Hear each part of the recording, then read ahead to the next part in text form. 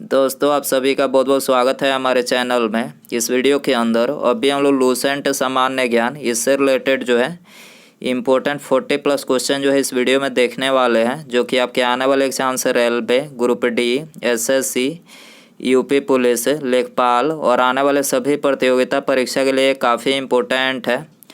तो दोस्तों आप इस वीडियो को बहुत ध्यान से लास्ट तक देखिए। चैनल पर नया है तो चैनल को सब्सक्राइब कर बेल आइकन यानी जो घंटी का निशान है इसे ज़रूर से ऑन कर दें, ठीक है। और ये टोटल जो 40+ क्वेश्चन है, आप इनमें से कितने क्वेश्चन जो है सही कर पाते हैं, अपना स्कोर जो है कमेंट बॉक्स में ज़रूर बताएं। तो चलिए शुरू करते हैं। देखिए यहाँ पर हमारा पहला क्वेश्चन दिया गया है, भारतीय मानक समय एवं ग्रीनविच मध्य समय में कितने घंटे का अंतर पाया जाता है। भारतीय मानक समय यानी इंडियन स्टैंडर्ड टाइम एवं ग्रीनविच मध्य समय में जो है कितने घंटे का अंतर पाया जाता है। तो देखिए करेक्ट आंसर बी हो जाएगा, +5 घंटे 30 मिनट का अंतर पाया जाता है। आपको याद रखना है भारतीय मानक समय और ग्रीनविच मध्य समय में जो है +5 घंटे 30 मिनट का जो है अंतर पाया जाता है। इसके अलावा भारतीय मानक समय की बात करें तो ये आधारित है 82.5 डिग्री पूर्वी देशांतर पर। भारतीय मानक समय जो है ये आधारित है 82.5 डिग्री पूर्वी देशांतर पर। और भारतीय मानक समय जो रेखा है ये किन किन राज्यों से होकर गुजरती है। तो भारतीय मानक समय रेखा ये उत्तर प्रदेश, मध्य प्रदेश, छत्तीसगढ़, उड़ीसा और आंध्र प्रदेश यानी टोटल 5 राज्यों से होकर भारतीय मानक समय जो रेखा है ये गुजरती है। उत्तर प्रदेश, मध्य प्रदेश, छत्तीसगढ़, उड़ीसा और आंध्र प्रदेश। आपको याद रखना है। क्वेश्चन नंबर 2 है, लावा मिट्टियाँ पाई जाती है।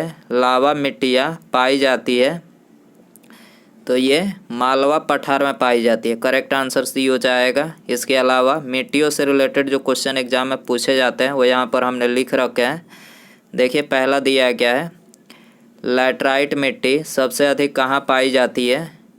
तो ये मालाबार तटीय प्रदेशों में लैटराइट मिट्टी सबसे अधिक कहाँ पाई जाती है, मालाबार तटीय प्रदेशों में पाई जाती है।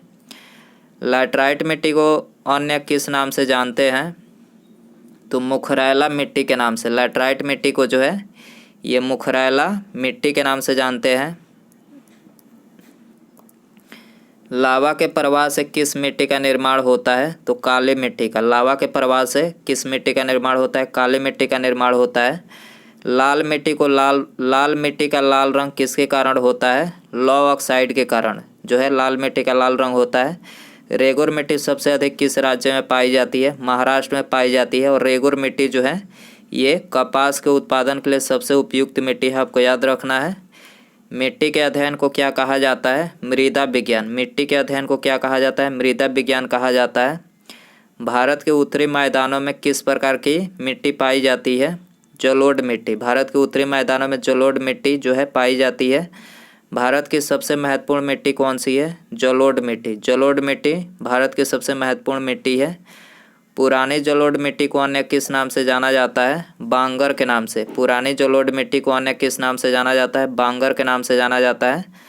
नवीन जलोढ़ मिट्टी को अन्य किस नाम से जाना जाता है, खादर मिट्टी। नवीन जलोढ़ मिट्टी को जो है ये खादर मिट्टी के नाम से जाना जाता है। धान की खेती के लिए कौन सी मिट्टी उपयुक्त होती है, दोमट मिट्टी। धान की खेती के लिए जो है दोमट मिट्टी उपयुक्त होती है। चाय की खेती के लिए सबसे उपयुक्त मिट्टी कौन सी है, लैटराइट मिट्टी। चाय की खेती के लिए जो है लैटराइट मिट्टी सबसे उपयुक्त मिट्टी है। ग्रेनाइट और नाइस चट्टानों के द्वारा किस मिट्टी का निर्माण होता है, लाल मिट्टी का। नाइस और ग्रेनाइट चट्टानों के द्वारा जो है किस मिट्टी का निर्माण होता है, लाल मिट्टी का निर्माण होता है।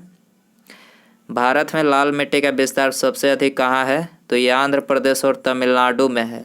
भारत में लाल मिट्टी का विस्तार जो है सबसे अधिक कहाँ है, आंध्र प्रदेश और तमिलनाडु में। आपको याद रखना है। ये मिट्टियों से रिलेटेड क्वेश्चन जो एग्जाम में बार बार पूछे जाते हैं। क्वेश्चन नंबर 3 है, मृदा अपरदन को रोका जा सकता है। मृदा अपरदन को किसके द्वारा रोका जा सकता है, वन रोपण के द्वारा। यानी वन लगाकर जो है मृदा अपरदन को रोका जा सकता है। सी करेक्ट हो जाएगा। क्वेश्चन नंबर 4 है, कालपोंग जल विद्युत परियोजना अवस्थित है। कालपोंग जल विद्युत परियोजना अवस्थित है तो ये अंडमान एवं निकोबार द्वीप समूह में अवस्थित है। करेक्ट आंसर ये हो जाएगा। क्वेश्चन नंबर 5 है, निम्नलिखित में से कौन सा देश क्षेत्रफल में भारत से बड़ा नहीं है? क्षेत्रफल में भारत से बड़ा कौन सा देश नहीं है? तो फ्रांस यहाँ पर नहीं है, डी करेक्ट हो जाएगा। क्वेश्चन नंबर 6 है, निम्नलिखित में से कौन अपने पद की शपथ नहीं लेता है? वेरी इंपॉर्टेंट क्वेश्चन है ये, बहुत बार क्वेश्चन एग्जाम में पूछा गया है। इन चारों में कौन जो है अपने पद की शपथ नहीं लेता है? तो लोकसभा के अध्यक्ष यानी स्पीकर जो होते हैं ये अपने पद की शपथ नहीं लेते हैं, डी आंसर हो जाएगा। क्वेश्चन नंबर 7 है, संविधान के किस अनुच्छेद के द्वारा उद्योग के प्रबंधन में कर्मकारों की भागीदारी का प्रावधान किया गया है? तो किस अनुच्छेद के द्वारा किया गया है? तो ये अनुच्छेद 43A के द्वारा जो है उद्योग के प्रबंधन में कर्मकारों की भागीदारी का जो है प्रावधान किया गया है, आंसर हो जाएगा बी। क्वेश्चन नंबर 8 है, भारत के संविधान के उद्देश्यों में से एक के रूप में आर्थिक न्याय का किसमें उपबंध किया गया है? तो देखिए ये किया गया है उद्देशिका और राज्य के नीति निर्देशक तत्वों में, ठीक है। क्वेश्चन नंबर 9 है, निम्नलिखित में से कौन एक रीट न्यायालय में कार्यवाही लंबित होने की दशा में लागू की जाती है? कौन सा रीट न्यायालय में कार्यवाही लंबित होने की दशा में लागू की जाती है? तो ये है प्रतिषेध यानी प्रोहिबिजन, ठीक है। ये न्यायालय में कार्यवाही लंबित होने की दशा में लागू की जाती है, सी आंसर हो जाएगा। क्वेश्चन नंबर 10 है, पद राष्ट्रीय आय निरूपित करता है? पद राष्ट्रीय आय निरूपित करता है तो ये बाजार कीमतों पर सकल राष्ट्रीय उत्पाद मूल्यह्रास और अप्रत्यक्ष करों को घटाकर सब्सिडी जोड़कर, ठीक है, पद राष्ट्रीय आय निरूपित करता है, सी आंसर हो जाएगा। क्वेश्चन नंबर 11 है, गांधीवादी अर्थव्यवस्था किस पर आधारित है? तो ये न्याय पर आधारित है। गांधीवादी जो अर्थव्यवस्था है किस पर आधारित है? न्याय पर, बी आंसर हो जाएगा। क्वेश्चन नंबर 12 है, आपतन का कोण किनके बीच का कोण है? आपतन का कोण किनके बीच का कोण है? तो ये सतह पर अभिलंब तथा आपतित किरण के बीच का कोण है। आपतन का जो कोण है ये सतह पर अभिलंब तथा आपतित किरण के बीच के कोण है, सी आंसर हो जाएगा। क्वेश्चन नंबर 13 है, पृथ्वी का अधिकांश ऑक्सीजन किससे उत्पादित होता है? पृथ्वी का अधिकांश जो ऑक्सीजन होता है किससे उत्पादित होता है? तो ये शैवालों से उत्पादित होता है, ठीक है, आंसर हो जाएगा बी। क्वेश्चन नंबर 14 है, मछलियों के हृदय में कितने कक्ष होते हैं? मछलियों के हृदय में कितने कक्ष होते हैं? चैम्बर, 2 चैम्बर होते हैं, सी आंसर हो जाएगा। इसके अलावा यदि हम बात करें मनुष्य के हृदय में कितने कक्ष होते हैं? मनुष्य के हृदय में कितने कक्ष होते हैं? 4 कक्ष होते हैं। मेढक के हृदय में कितने कक्ष होते हैं? 3। मेढक के हृदय में 3 कोष्ठक होते हैं, ठीक है। मेढक के हृदय में 3 कक्ष में 2 कक्ष जो होता है ये ऊपर की तरफ होते हैं जिसे आलिंद कहते हैं, ठीक है, और 1 कक्ष जो होता है वो नीचे की तरफ होता है जिसे निलय कहते हैं। मेढक का हृदय पतली पारदर्शी झिल्ली से घिरा होता है, उस झिल्ली को पेरिकार्डियम कहते हैं, आपको याद रखना है। क्वेश्चन नंबर 15 है, सविनय अवज्ञा आंदोलन की सफलता के बाद गांधी जी ने महत्व दिया? सविनय अवज्ञा आंदोलन की असफलता के बाद गांधी जी ने महत्व दिया तो ये रचनात्मक कार्यक्रम को जो है महत्व दिया, ठीक है, करेक्ट आंसर ये हो जाएगा। दोस्तों यदि आपको वीडियो पसंद आ रहा है तो प्लीज़ वीडियो को लाइक करें, अपने दोस्तों में शेयर करें और चैनल पर आए हैं तो चैनल को सब्सक्राइब करके बेल आइकन यानी जो घंटे का निशान है इसे ज़रूर ऑन कर दें, ठीक है। क्वेश्चन नंबर 16 है, प्रांतीय सरकारों का गठन निम्नलिखित में से किस अधिनियम के तहत किया गया था? तो ये किया गया था 1935 के अधिनियम के द्वारा। प्रांतीय सरकारों का गठन जो है ये 1935 के अधिनियम के द्वारा किया गया था, ये आंसर हो जाएगा। क्वेश्चन नंबर 17 है, भारतीय स्वतंत्रता संघर्ष के दौरान निम्नलिखित में से किसने द फ्री इंडियन लीजन नामक सेना बनाई?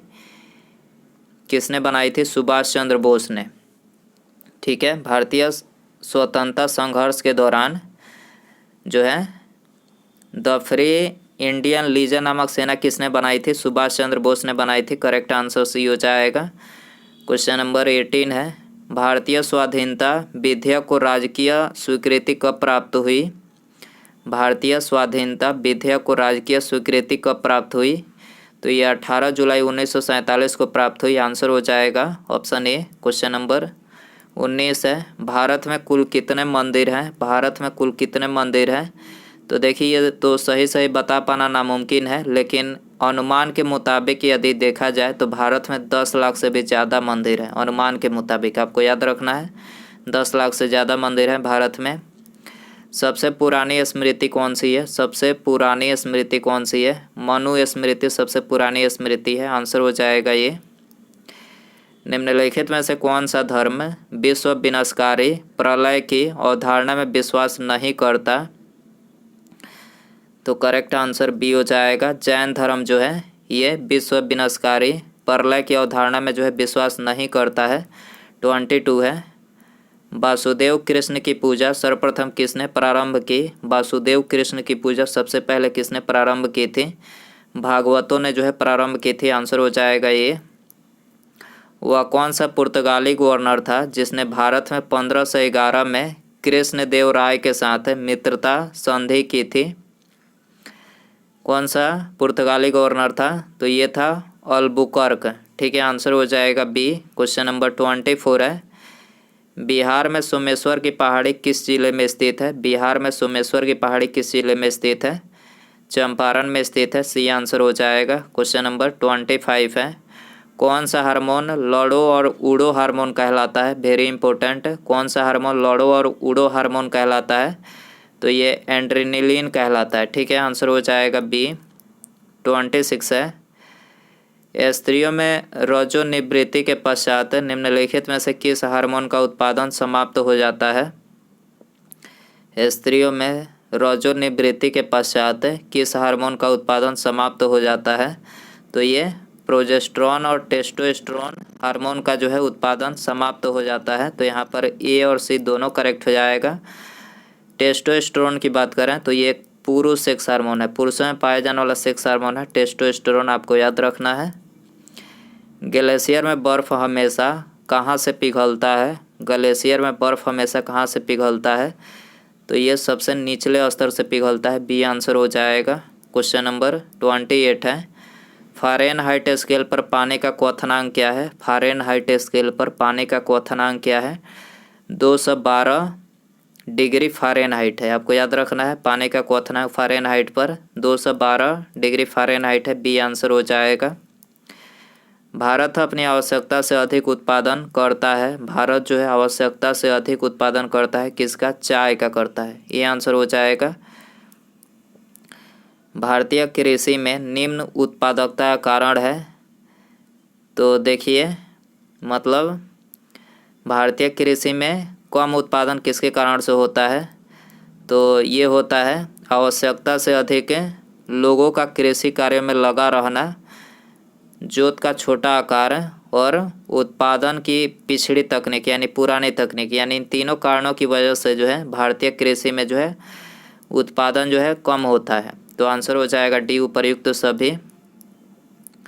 भारत के उपराष्ट्रपति के संबंध में कौन सा कथन असत्य है? तो देखिए आपको इसमें बताना है कौन सा कथन जो उपराष्ट्रपति के संबंध में गलत है। पहला दिया गया है, इनकी योग्यता माने उपराष्ट्रपति की योग्यता प्राप्त करने के लिए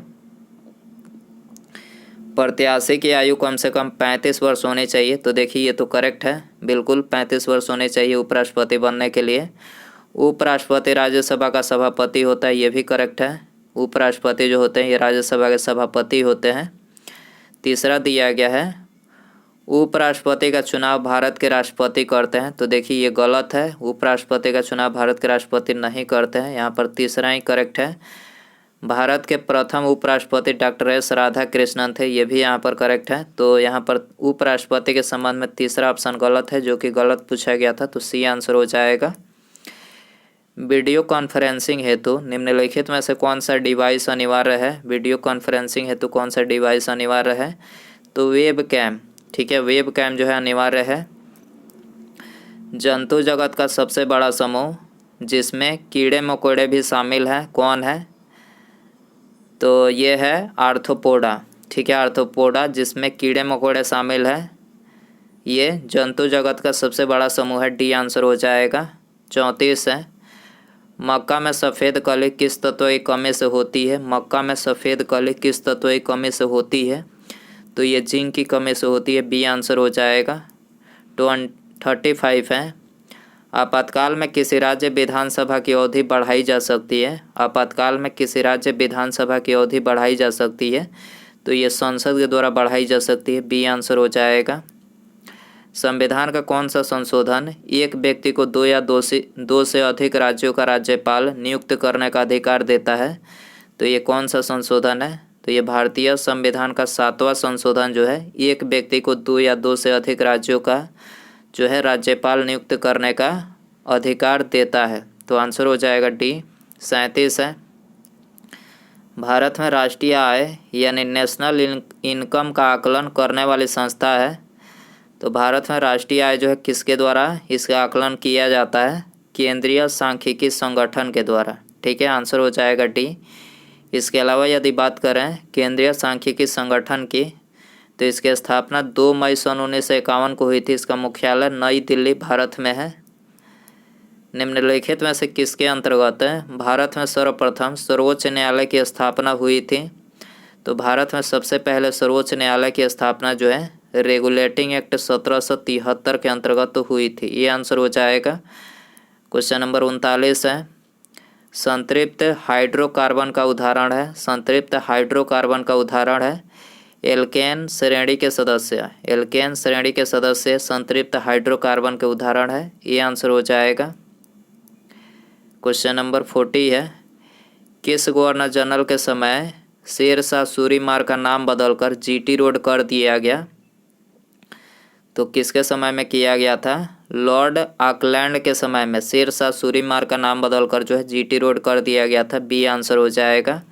क्वेश्चन नंबर 41 है, लोकसभा और राज्यसभा की संयुक्त बैठक कब होती है? लोकसभा और राज्यसभा की संयुक्त बैठक कब होती है? तो लोकसभा और राज्यसभा के मतभेद पर, लोकसभा और राज्यसभा के मतभेद पर जो है लोकसभा और राज्यसभा की संयुक्त बैठक होती है। सी आंसर हो जाएगा।